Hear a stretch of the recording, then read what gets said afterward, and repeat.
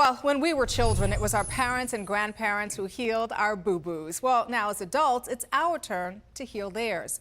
It's how we care for those we love and depend on. Well, with us this morning and continuing our mini-series on first aid wound care is Steve Keogh, CEO of PharmaCline, an innovative pharmaceutical company devoted to healing wounds, preventing diseases, and improving lives. Welcome back, Steve. Thank you, Danielle. Glad to have you here. You're sharing some tips for healthy elderly living, which I think is so important. But, you know, when I think about my parents getting older and not being able to maybe care for themselves in some respects, it really does hurt. But as we get older, a minor wound could really become a major problem if not treated properly, especially if we're dealing with a loved one. Let's say they have something like, you know, diabetes or vascular disease, right? Yes. And, you know, there are a couple of issues to keep in mind. The psychological side. Sure. You know, a lot of folks who are elderly are very reluctant to have you take care of them or have someone else care for them. And they also need their privacy, so it's a tough balance there. But on the physical side, a lot of people don't realize that there are several changes that occur that are really important to wound healing. For example, elderly people have more difficulty sensing pain frequently. Okay. And then frequently, the elderly skin structure is not as elastic, and it's thinner, so it's more susceptible to damage from infection. And then finally, their resistance to infection and their recovery patterns are quite different because they have different blood flow. The circulatory system is a little different, maybe not getting enough oxygen to those sites. Okay, so let's talk about some rules. Let's talk about the top 5 rules to follow when it comes to treating a wound at home. Okay. Prevent the bleeding, stop the bleeding. Okay. Clean the wound. Prevent infection by putting an antibiotic on there, and I'll come back to that.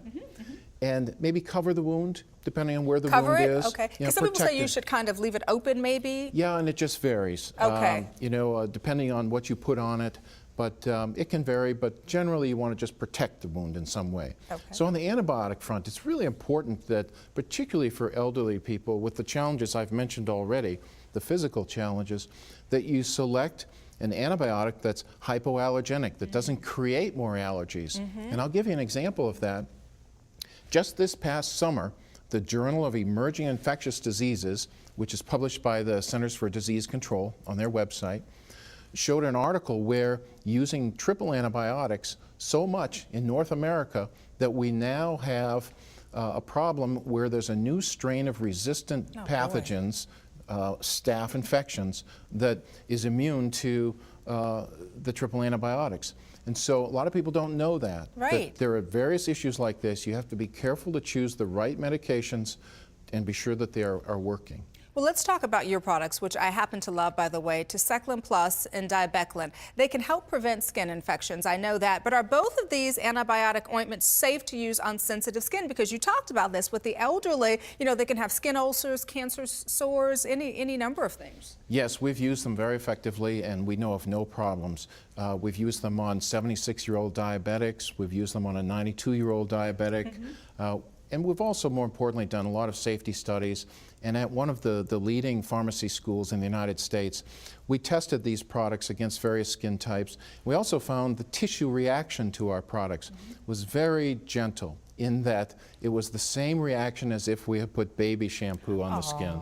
So very, very benevolent, but very powerful antibiotic right there too. We definitely want to baby our loved ones. They mean a lot to us. All right, so let's be clear. What are the differences between PharmaCline's topical antibiotics and standard, what you mentioned earlier, triple antibiotics? Well, the triple antibiotics, as their name implies, have 3 active agents, and usually there are a few of those that create allergies or allergic reactions, and sometimes up to 20% of the population cannot use those, which a lot of people don't know. We only use 1 active agent, and it's a historically safe profile, tetracycline. But because of our ointment that delivers this through the skin, all types of skin, very efficiently and very effectively, it has a very rapid kill of various broad spectrum of bacteria and pathogens, and it also is very gentle to the skin. I love that. Steve, always good information and always good to see you. Thanks, Thank you Danielle. for stopping by. Thank you very much. And for more information on PharmaCline's first aid antibiotic ointments, simply go to the website pharmacline.com.